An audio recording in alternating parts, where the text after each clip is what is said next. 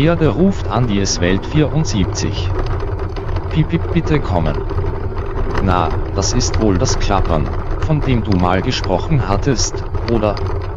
Ich habe extra ein Kopfsteinpflaster dafür gesucht, ich meine Kopfsteinpflaster, nicht die Spielerei, was andere auf YouTube zeigen.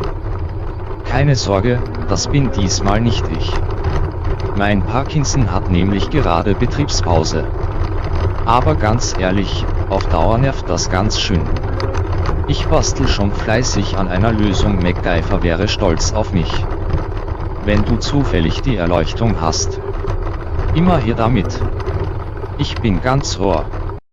So, das war's für heute. Wir sehen uns bei der nächsten Fahrt.